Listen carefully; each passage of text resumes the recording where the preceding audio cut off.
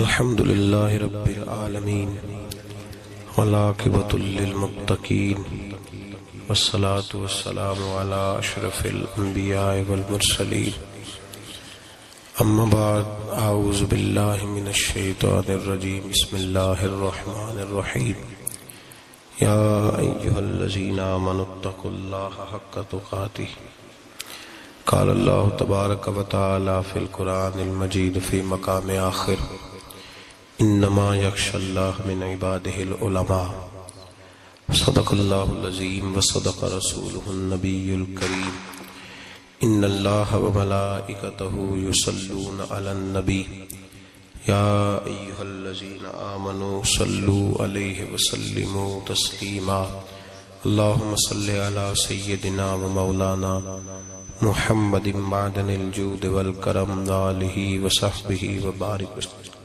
حمد و صلات کے بعد انتہائی عزت و تکریم کے لائق سامعین و حاضرین، دوستو، بزرگوں اور بھائیوں، محفل شب برات کے عنوان سے اس خوبصورت رات میں اور ان ٹھنڈی ہواؤں میں آپ حضرات تشریف فرمائیں۔ نبی پاک صلی اللہ علیہ وسلم نے ارشاد فرمایا، جب شعبان کی 15ویں رات آئے تو رات کو بیدار رہا کرو اور صبح کو روزہ رکھا کرو۔ تو جب حضور نے کہہ دیا بیدار رہو تو پھر کسی کو سونا نہیں چاہیے، بیدار رہنا چاہیے۔ اور بیداری کا مطلب یہ نہیں کہ وہ آدمی بس جاگتا رہے، اس کا مطلب یہ ہے کہ وہ اللہ اللہ کرے، درود پاک پڑھے، عبادت کرے، تلاوت کرے، ذکر فکر میں رہے۔ کچھ باتیں اس مقصد کے لیے کہ اس رات اللہ پاک نے اپنی رحمت کے دروازے کھولے ہیں، تو کچھ ایسی بات کی جائے جس سے دل نرم ہو جائے۔ دوستو، قرآن مجید کی 2 آیات میں نے پڑھی ہیں۔ اللہ کریم نے فرمایا، یا ایھا الذین آمنوا اتقوا اللہ حق تقاتہ، اے ایمان والو اللہ سے ڈرو اور اتنا ڈرو جتنا ڈرنے کا حق ہے۔ ڈرو اللہ پاک سے، اور جس طرح تم کسی سے ڈرتے ہو، ڈرنے کا حق ہوتا ہے، وہ حق ادا کرنے کی کوشش کرو۔ ہم میں سے بہت سارے لوگ ڈرتے ہیں کچھ لوگوں سے، اور جب وہ ڈر رہے ہوتے ہیں تو انہیں احساس ہوتا ہے۔ اللہ پاک نے ہمارا وہ احساس خود بیان کر دیا ہے۔ فرمایا، جب تم کسی سے ڈرتے ہو تو تمہیں اس کا احساس ہوتا ہے کہ تم کتنا ڈرتے ہو، تو پھر تم کوشش کرتے ہو کہ تم وہ کام نہ کرو جس سے وہ بگڑ جائے گا، ناراض ہو جائے گا۔ جو لوگ قانون سے ڈرتے ہیں وہ اشارہ نہیں توڑتے، کچھ بھی ہو جائے اشارہ نہیں توڑتے۔ انہیں پتہ ہے کہ یہاں اشارہ توڑیں گے تو الجھ جائیں گے، اور جہاں انہیں فکر نہ ہو کہ کوئی پوچھنے والا نہیں، وہاں ہم نے دیکھا ہے کہ لوگ اشارہ توڑ دیتے ہیں۔ اللہ تبارک و تعالیٰ نے موقع دیا، میں حرمین شریفین حاضر ہوا تو وہاں ایک روڈ دائری روڈ کہلاتا ہے۔ اس روڈ سے پیدل چلنے والے نہیں گزر سکتے۔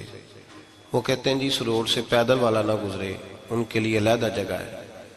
قانون یہ ہے کہ اگر کوئی پیدل آدمی وہاں سے گزرے اور اس کا ایکسیڈنٹ ہو جائے تو وہ حکومت یہ کہتی ہے کہ یہ کیوں یہاں سے گزرا تھا، لہٰذا کوئی مقدمہ نہیں ہو سکتا۔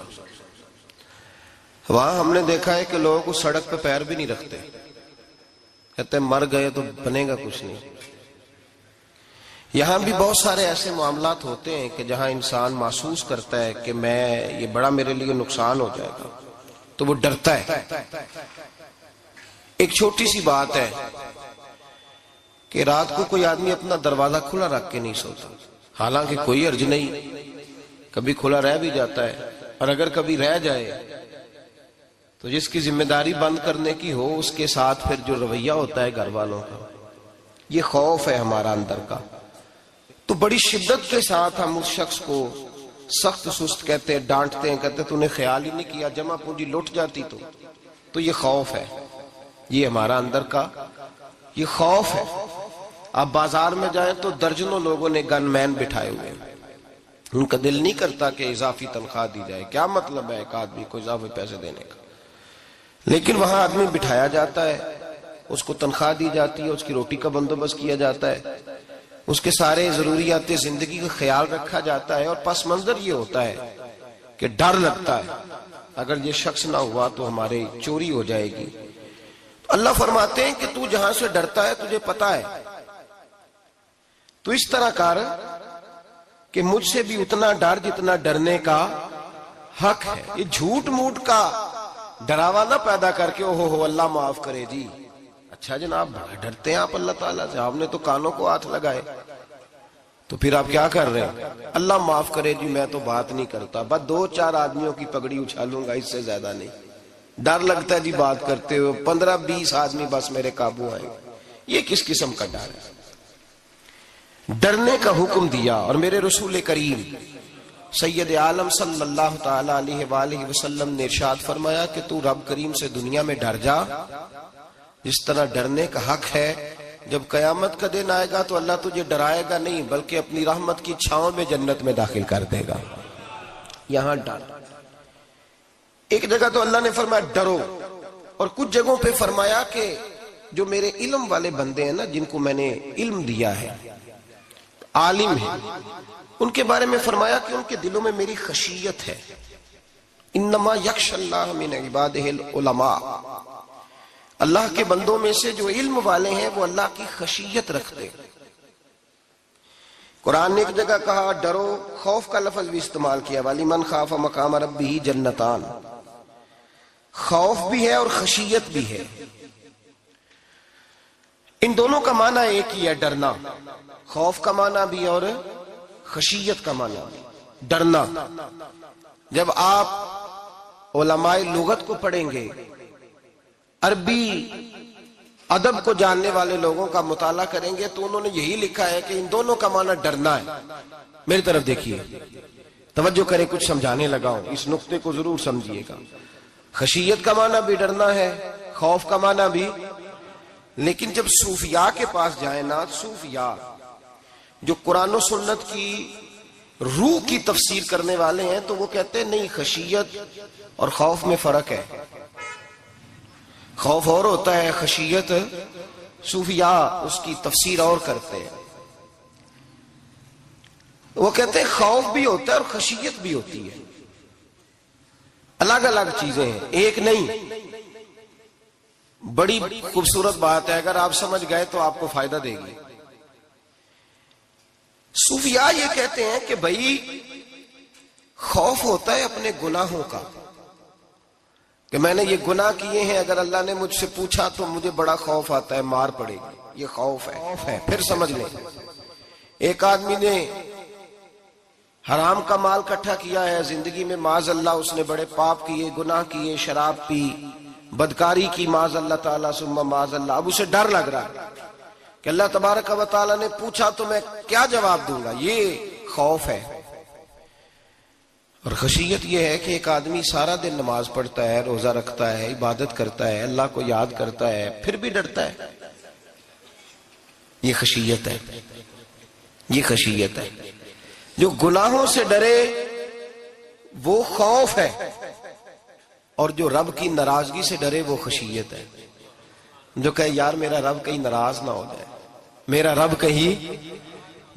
کہیں مجھ سے، بڑی خوبصورت مثال دی۔ میں نے اپنے صاحب سے پوچھا کہ حضور یہ مسئلہ کیا ہے، تو فرمانے لگے ایک بادشاہ نے ایک غریب کی بیٹی اسے پسند آ گئی تھی، تو اس نے عزت کے ساتھ اس سے شادی کر لی، رشتہ بھیج کے وقار کے ساتھ۔ بیٹی کا باپ اپنی بیٹی کے مقدر پر رشک کرنے لگا کہ میری بیٹی کو بادشاہ نے پسند کیا ہے، بادشاہ کے شہزادے نے رشتہ بھیج دیا ہے۔ شہزادہ بیاہ کے لے گیا بیٹی کو، 20 کنیزائیں، نوکرانیاں اس عورت کی خدمت کرنے پہ لگی ہوئی ہیں، اس کا ہر حکم ماننے کو تیار ہے، لیکن وہ بی بی سویرے بھی رو پڑتی ہے اور شام کو بھی رو پڑتی ہے، روتی رہتی ہے۔ اس سے کسی نے پوچھ لیا کہ بی بی تو روتی کیوں ہے، 20 کنیزائیں ہیں، گھر میں سکون ہے، ہر شے ہے، تو روتی کیوں ہے؟ تو وہ کہنے لگی اصل بات یہ ہے کہ جو کچھ مجھے ملا ہے میں اس کے قابل نہیں تھی، تو میں ڈرتی ہوں میرا سائیں کہیں ناراض نہ ہو جائے۔ وہ ناراض نہ ہو جائے، میں قابل نہیں تھی، میری اوقات نہیں تھی، یہ من آنم کے من دانم، میں جو ہوں اس کا مجھے پتا تو ہے، اس نے میری حیثیت سے، میری اوقات سے، میرے ظرف سے، میری محنت سے بڑا بڑھ کے مجھے عطا کر دیا، میری چونکہ اوقات سے زیادہ دے دیا تو میں ڈرتی ہوں وہ ناراض نہ ہو جائے، کہیں میری یہ کھیل، یہ جو میں نے گھونسلہ بنایا ہے، یہ کہیں میرا ٹوٹ نہ جائے۔ میرے بھائی، میرے رسول کریم سید عالم صلی اللہ علیہ وسلم کے امت کے اولیاء، صلحاء، صوفیاء، اتقیاء، صحابہ، اہل بیت، یہ لوگ جب روتے تھے تو یہ کوئی اس لیے نہیں روتے تھے کہ یہ آج دوپہر کو چینی میں ملاوٹ کر کے آئے ہیں تو اس لیے رو رہے ہیں رات کو، اس لیے نہیں روتے تھے کہ آج انہوں نے جو شکر بیچی ہے اس شکر کے اندر بورا ملایا ہوا تھا، اس لیے نہیں رو رہے کہ آج 10 15 20 لاکھ رشوت کا مال بینک میں جمع کر، اس لیے تھوڑی روتے تھے، یہ تو اس لیے روتے تھے کہ اللہ تو نے بڑا کچھ عطا کیا ہے، کہیں ہم سے ناراض نہ ہو جانا، یہ تو اس کی خشیت میں رو رہے تھے۔ حضرت داؤد طائی رحمت اللہ تعالی علیہ، حضرت امام جعفر صادق جو نبی پاک صلی اللہ علیہ وسلم کے نواسے، جناب داؤد طائی کی ملاقات ہوئی تو امام جعفر صادق حضور کے نواسے عرض کرنے لگے، داؤد طائی یار میری بخشش کی دعا کرنا، رب مجھے معاف کر دے۔ تو حضرت داؤد طائی رحمت اللہ علیہ فرمان لگے، امام صاحب آپ حضور کے نواسے ہیں، میں نے دعا کرنی ہے کہ آپ نے میرے لیے کرنی ہے؟ تو حضرت امام جعفر صادق رو پڑے، کہنے لگے یار تو نہیں کرنی ہے، اور اسی لیے تو تجھ سے دعا کرا رہا ہوں کہ کہیں ایسا نہ ہو نانا مصطفیٰ کی بارگاہ میں جاؤں تو وہ مجھے کہیں کہ میں کس طرح کا تھا تو کس طرح کا بن کے آیا ہے، یہی تو دعا کرانی ہے کہ میرے لیے دعا کر۔ جو جتنا بڑا ہوتا تھا نا اتنی زیادہ خشیت ہوتی، اور گناہگار کے تو اللہ تبارک و تعالیٰ بعضوں کا سزا دیتا ہے، آنسو سلب ہو جاتے، اس کو تو اپنے گناہوں پہ رونا ہی نہیں آتا، وہ تو روتا ہے بچہ نہ ہو تب روتا ہے، وہ تو روتا ہے پیسے نہ ہو تب روتا ہے، وہ تو اس وقت روتا ہے جب اس کا مال چلا جائے، اس کو تو بعضوں کا گناہگار کو تو بعضوں کا سزا ملتی، اللہ فرماتے تو دنیا کے لیے روئے گا، میرے لیے نہیں رو سکتا۔ اور جو رب کریم کے بندے ہوتے ہیں انہیں اللہ کہتا ہے تو دنیا سے بے نیاز ہے، تیری آنکھ سے آنسو جب بھی ٹپکے یا میرے لیے ٹپکنا چاہیے یا محمد مصطفیٰ کے لیے ٹپکنا چاہیے۔ آپ اگر اس بات کو تھوڑا سا غور کے ساتھ سمجھے تو تمام اولیاء صلحاء کیا یہ رو رہے ہیں، تڑپ رہے ہیں، کیا اس کی وجہ تھی؟ نمازیں کم رہ گئی تھی، روزوں میں کمی تھی، فرائض ادا نہیں کرتے تھے کہ رویا کرتے تھے؟ کیوں روتے تھے؟ حضرت سیدنا عمر فاروق رضی اللہ تعالیٰ عنہ کے بارے میں صحابہ کہتے ہیں، جناب عمر فاروق جب نماز پڑھاتے اتنا رویا کرتے تھے کہ 7ویں صف تک ان کے رونے کی آواز جایا کرتی، 7ویں صف تک ان کے رونے کی آواز جاتی۔ ہم لوگ بن کے بیٹھ گئے ہیں، ہم لوگ بن کے بیٹھ گئے، ہم یہ سمجھتے نہیں کہ ہماری حیثیت کیا تھی اور رب کریم نے ہمیں نوازا کیا ہے۔ آپ پڑھیے کتابیں، میرے رسول پاک صلی اللہ علیہ وسلم فرماتے ہیں میرا عمر جس گلی سے گزرے شیطان رستہ بدل جاتا ہے۔ نبی پاک فرماتے ہیں میرا عمر جب تک دنیا میں رہے گا دوزخ کو تالا لگا رہے گا۔ اس صاحب عزد الغابہ نے لکھا ہے نبی پاک صلی اللہ علیہ وسلم نے حضرت جبریل امین کو بلایا، فرمایا چل میرے عمر کی شان بیان کر۔ تو حضرت جبریل امین علیہ السلام عرض کرنے لگے یا رسول اللہ صلی اللہ علیہ وسلم 950 سال اگر اللہ مجھے عمر دے، 950 سال رب عمر دے، اور پھر بھی میں عمر فاروق کے فضائل بیان کروں تو میں نہیں کر سکتا، عمر کی شان میں نہیں بیان کر سکتا، 950 سال بھی اگر میری عمر ہو۔ نبی پاک نے فرمایا پھر میرے ابو بکر کے بارے میں، عرض کی یا رسول اللہ ابو بکر کی تو بات اس سے بہت آگے کی ہے نا، وہ نبی پاک کتنی عظمت بیان کر رہے ہیں، کس قدر زیادہ رسول کریم صلی اللہ تعالی علیہ وآلہ وسلم ان کی عظمت بیان کرتے ہیں۔ حضرت عمر کیا کہتے ہیں، وہ لوگوں کو بتاتے پھرتے ہیں کہ تم نے دیکھا ہے نا میری کتنی عظمت ہے، وہ یہ نہیں کہتے، حضور فرماتے ہیں عمر کی بڑی شان بڑی شان بڑی شان۔ اور عمر کے پاس جب بھی کوئی جاتا ہے کہتے ہیں عمر آپ کا کیا مقام ہے، تو عمر فرماتے ہیں میں تو اونٹ چرانے والے کا بیٹا ہوں، میں تو اونٹ چرانے والے کا بیٹا ہوں، میں تو اونٹ چرایا کرتا تھا، میں تو 10 اونٹ نہیں سنبھال سکتا۔ حضرت فاروق اعظم رضی اللہ تعالیٰ عنہ سے کو پوچھتے جناب عمر آپ کا کیا حال ہے، تو آپ فرماتے یہ تو میرے مقدر ہے کہ میری بہن نے قرآن سنایا تو میں در رسول تک پہنچ گیا، ورنہ مجھے پوچھنے والا کوئی نہ ہوتا۔ کبھی جناب علی المرتضیٰ کا بازو پکڑ کے کہتے ہیں علی تو نہ ہوتا تو عمر ہلاک ہو جاتا، بھائی حضور شانے بیان کرتے ہیں. نبی پاک کہتے ہیں میرے ابو بکر نے احسانات کیے, بڑے احسانات کیے, میں نے سب کا بدلہ چکا دیا, ابو بکر کا نہیں چکایا. اللہ کی بارگاہ میں عرض کروں گا یا اللہ تو ہی اسے بدلے دے. اور جناب ابو بکر صدیق سے کوئی پوچھتا ہے ابو بکر آپ کا کیا حال ہے, تو ابو بکر صدیق فرماتے ہیں مجھ سے میرے اندر کا عالم نہ پوچھو, اگر قیامت کے دن اعلان ہوا نا کہ سارے لوگ بخشے گئے ایک باقی بچا ہے, تو مجھے ڈر لگتا ہے اکیلا ابو بکر ہی بچ جائے گا جو نہیں بخشا جائے گا, مجھے ڈر آتا ہے. تو بھائی پن کے بیٹھ گئے لوگ, لوگوں کو پوچھ کر کے دیکھیں, کہتے ہیں کیا پاپ کیا ہے, کیا ہو گیا ہے. خشیت سے کانپتی ہوئی روحیں, تڑپتے ہوئے میرے رسول پاک کے غلام, اولیاء اللہ صوفیاء کرام کے رونگٹے کھڑے ہیں رب کریم کے خوف سے. جو جتنا مالک کو جانتا ہے اتنا کانپ رہا ہے, اتنا ڈر رہا ہے. جس کی آنکھوں سے آنسو خشک ہے, مطلب یہ ہے یہ رب کو جانتا ہی نہیں, اسے کیا خبر اس کا جلال کتنا ہے, اسے کیا خبر اس کا عذاب کتنا ہے, تو کیا جانے. ان بطش ربک لشدید, جب وہ پکڑتا ہے تو بڑا سخت پکڑتا ہے. حضرت عثمان غنی کو 3 دفعہ میرے نبی پاک نے فرمایا جنتی ہے, جنتی ہے. العثمان فی الجنہ, العثمان فی الجنہ, العثمان فی الجنہ, 3 دفعہ حضور نے جنت کی بشارت دی. میرے مصطفیٰ کریم نے فرمایا میرا عثمان گلی سے گزرے تو فرشتے بھی اس کی حیا کرتے ہیں. جناب عثمان غنی جن کو میرے نبی نے 2 بیٹیاں دے کے کہا عثمان میری 100 بیٹی بھی ہوتی, ایک کے بعد دوسری انتقال کرتی جاتی تو میں ساری تیرے نکاح میں دے دیتا. وہی حضرت عثمان غنی قبر پہ کھڑے ہیں حضور کے وصال کے بعد, ایک قبر پہ کھڑے, آنکھوں سے آنسو جاری ہے, داڑھی ساری آنسوؤں سے بھر گئی ہے, روتے ہی جاتے ہیں, روتے ہی جاتے ہیں. غلام کہتا عثمان یار رونا ہمیں چاہیے, رونا ہمیں چاہیے, جن کو کوئی بشارت نہیں اور آپ کو تو 3 بشارتیں, روتے کیوں ہو. جناب عثمان غنی فرمانے لگے جس مصطفیٰ نے مجھے جنت کی بشارت دی اسی رسول نے فرمایا تھا قبر آخرت کی منزلوں میں سے پہلی منزل ہے, آخرت کی منزلوں میں سے پہلی منزل. سوچتا ہوں اگر رب کریم نے عثمان سے حساب پوچھ لیا, حساب کیسے دینا ہے میرے مصطفیٰ کریم نے. یہ تو بات ہے نا جناب عمر کی, یہ تو بات ہے حضرت عمر کی, حضرت ابو بکر کی, جناب عثمان غنی کی. اور جس شیر خدا کے بارے میں نبی پاک نے فرمایا علی منی وانا من علی, فرمایا علی اور میں 2 نہیں, میں علی ہوں اور علی میں ہے. جن کو فرمایا من کنت مولا ہوں فہذا علی مولا, جس کا میں مولا اس کا علی بھی, اس کا علی بھی. جس مولا علی شیر خدا کو یہ درجہ دیا. ولی المرتضی اٹھے ہیں, نماز کا وضو کیا ہے, مصلی کی جانب جانے لگے تو جناب علی کا وجود تھر تھر کانپنے لگا, تھر تھر, چھم چھم آنسو برسنے لگے. حضرت سیدنا امام حسن آگے بڑھے, ابا جی کیا ہوا. فرمایا حسن ڈر رہا ہوں, مالک کی بارگاہ میں جا رہا ہوں, کہیں رب علی کو دھتکار ہی نہ دے, کہیں مالک علی سے حساب ہی نہ پوچھ لے, کہیں اللہ تبارک و تعالیٰ ناراضگی کی نظر سے نہ دیکھ لے. او بھائی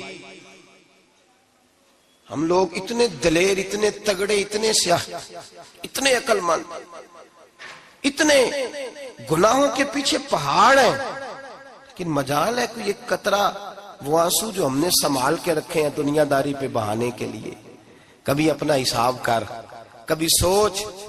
روز شکوہ کرتا ہے, کہتا ہے میرے پاس پیسے نہیں, گاڑی نہیں, کار نہیں, کوٹھی نہیں, سرمایہ نہیں. کبھی سوچ جو کچھ ہے اگر رب کریم میرے اور آپ کے اعمال دیکھے تو ہماری حیثیت ہے کہ وہ سارا کچھ ہمیں دیا جاتا, ہماری اوقات تھی کہ وہ ہمیں دیا جاتا جو اس نے دیا ہے. ٹٹول کے دیکھیں, عمر گزر گئی شکوے کرتے, ذرا پلٹ کے دیکھیں. اگر ہمارے گناہ اور ہماری نیکیاں اکٹھی کی جائیں تو ہم جزا والے نہیں سزا والے نکلتے ہیں معاذ اللہ. محمود غزنوی بڑا پیار کرتے تھے ایاز کے ساتھ, بڑا پیار کرتے تھے, نوازا کرتے تھے. روز کوئی نہ کوئی تحفہ ملتا تھا ایاز کو. کچھ حسد کرنے والوں نے کہا محمود تو اسے تحفے دیتا ہے اور یہ جنگل میں اسلحہ اکٹھا کر رہا ہے, یہ تیرے خلاف علیحدہ سے فوج تیار کر رہا ہے, کچھ وقت آئے گا یہ تجھے چھوڑ کے علیحدہ سے بادشاہی کا دعویٰ کر دے گا. محمود غزنوی کہنے لگے یہ کس طرح کی بات, کہا تمہیں پتہ ہے کہ ایاز عصر سے لے کر عشاء تک کہاں رہتا ہے. محمود کہنے لگے یار واقعی میں نے کبھی پوچھا تو نہیں. شک کا بیج بو دیا, شک کا بیج بو دیا. محمود غزنوی کہنے لگے اچھا آج میں پیچھا کروں گا, تفتیش کروں گا, تحقیق کروں گا کہاں جاتا ہے. तहकीक करूंगा। महमूद गजनवी निकले पीछा करने। असर के बाद अय्याज ने जंगल का रुख किया, महमूद भी पीछे पीछे हो लिए। कहते हैं जंगल के बीच जाके एक झोंपड़ी आई, उस झोंपड़ी के अंदर अय्याज गए, दरवाजा खोला, अंदर चले गए। मुझे बड़ा गुस्सा था कि हर बात मुझे बताता है, ये क्यों नहीं बताई। जब अय्याज अंदर गए तो मैंने जोर जोर से दरवाजा खटखटाया गुस्से के साथ। अय्याज ने दरवाजा खोला, बाहर आए। मैंने कहा पीछे हट। अय्याज पीछे हटे तो मैं अंदर चला गया। महमूद कहते हैं जब मैं अंदर गया तो मैंने उस झोंपड़ी में एक पुराना कुर्ता लटका हुआ देखा, एक टूटे हुए जूते पड़े हुए देखे, एक छोटा सा डंडा देखा, एक मटका, एक प्याला देखा। मैंने सारी तलाशी ली तो चंद टूटी फूटी पुरानी चीजें। मैंने कहा यार ये क्या है। तो कहते हैं याज कहने लगा बादशाह टटोल के देख ले, यही कुछ है जो तूने देखा। मैंने कहा ये है क्या। कहते हैं याज पैरों में बैठ गया, तड़प के रोने लगा। कहने लगा बादशाह ये मेरी औकात है, ये मेरी औकात है, ये मेरी औकात है, ये मेरी औकात है। का क्या मतलब। कहने लगा जिस दिन तेरे पास आया था ना तो ये मेरी कायनात थी कुल। आज तेरी मेहरबानियों ने मुझे यहां तक पहुंचा दिया है। मैं जो तेरा गद्दार नहीं ना होता, मैं जो तेरी नाफरमानी नहीं करता, इसलिए नहीं करता कि मैं हर शाम आके अपनी औकात याद करता हूं और फिर मुझे रोज रात को मेरा नफ्स कहता है इसका वफादार रहना, इसका वफादार रहना। तू इस हाल में था जब आया था, अगर ये बिगड़ गया तो फिर तुझे अपनी औकात का पता है ना।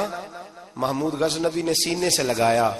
कहने लगे आज तक तू बचा भी इसलिए है कि तू अपनी औकात नहीं भूला। मुल्ला रूमी कहता है अपनी औकात याद रख, तू क्या था। तुझे एक रात सोने न दे तो अपनी टांगों पे खड़ा नहीं हो सकता। तेरी वो आंख ले जाए तो कुछ नहीं कर सकता, वो तुझे माजूर कर दे तो कुछ नहीं कर सकता। 30-30 साल के ऊंचे 7 फुट कद के जवान उसने फालक ज़दा करके अस्पतालों में डाल दिए, वो कुछ न कर सके। बड़े बड़े पहलवान जो कहते थे कि हम उठे तो दुनिया उठती है, उसने फेंक दिए मनो मट्टी के नीचे, कुछ न कर सके। अपनी हैसियत न भूल।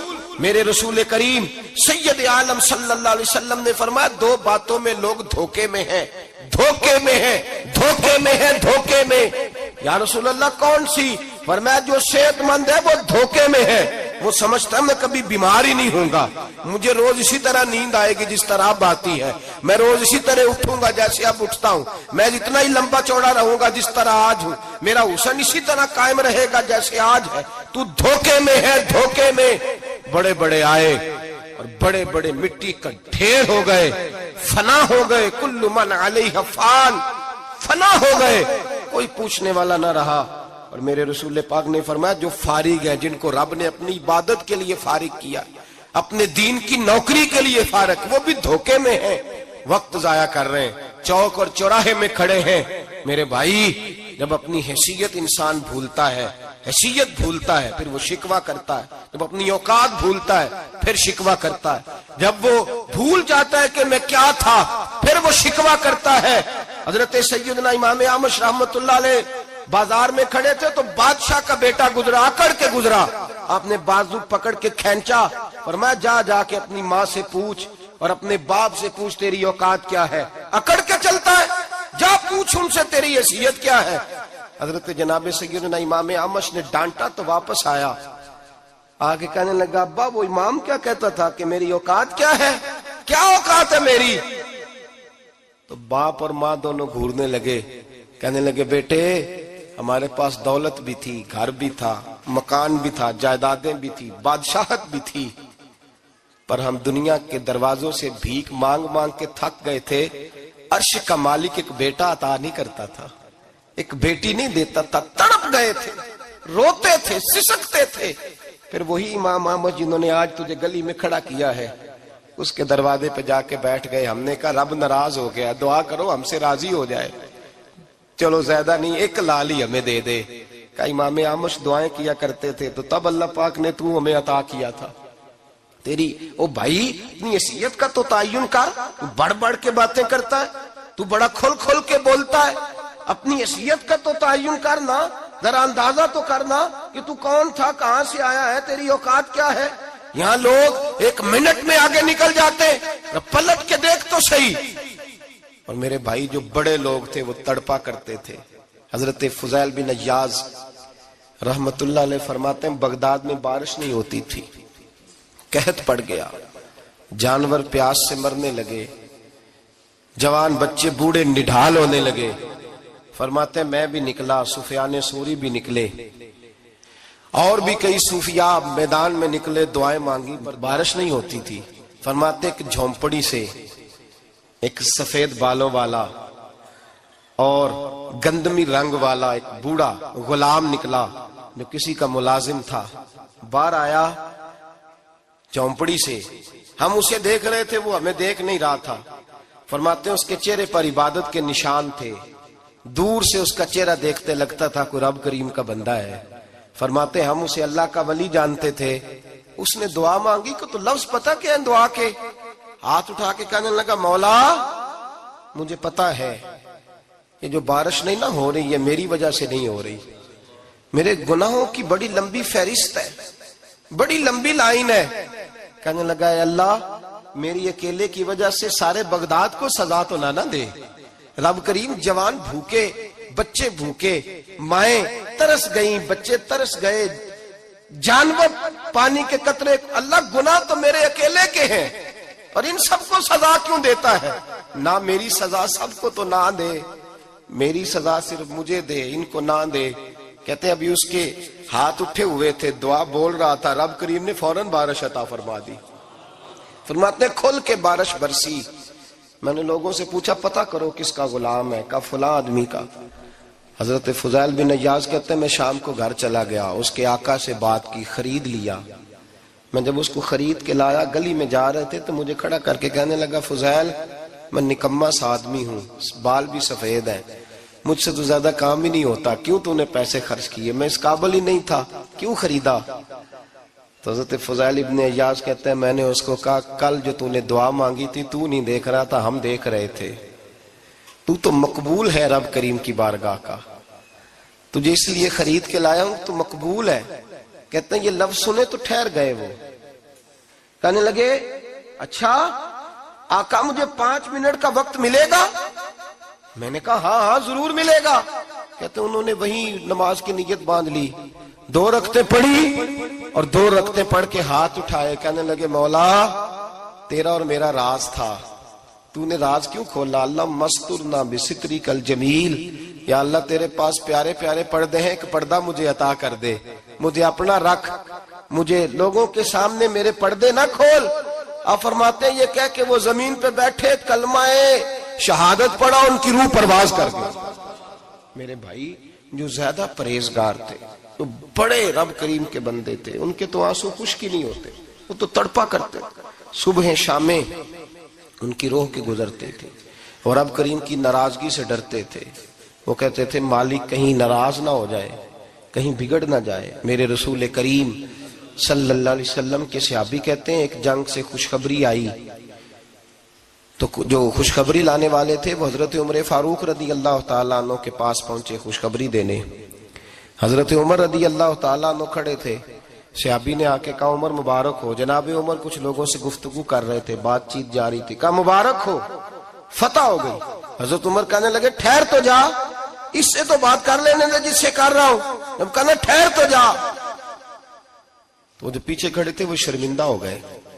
اتنی سی بات ہے نا، چودھری تو بندہ بنتا ہی تب ہے جب 5-10 کی ایک دن کے اندر بےزتی کر لے، پڑھا لکھا تو بنتا ہی تب ہے جو 10-15 کو جاہل کہہ لے، تو بڑا تو بنتا ہی تب ہے جو 5-6 کو نیچا دکھا لے۔ تو یہ ہماری ڈگریوں کا تو مزاج ہی بڑا مختلف ہے، ہم تو اعزاز والے ہوتے ہی تب ہیں جب کچھ چھوٹا ہوگا تو ہم بڑے ہوں گے نا، ہم تو چاہتے ہیں ہمیں کچھ چھوٹا ملے، کسی کو چھوٹا کر کے اس کے قد پہ سوار ہو کے بڑا ہونا چاہتے ہیں۔ اتنی سی بات تھی کہ ٹھہر جانا یار پہلے اس کی تو سن لینے دے۔ وہ شرمندہ ہو گئے صاحب، جب وہ شرمندہ ہوئے تو سیدنا فاروق اعظم دوڑے گئے۔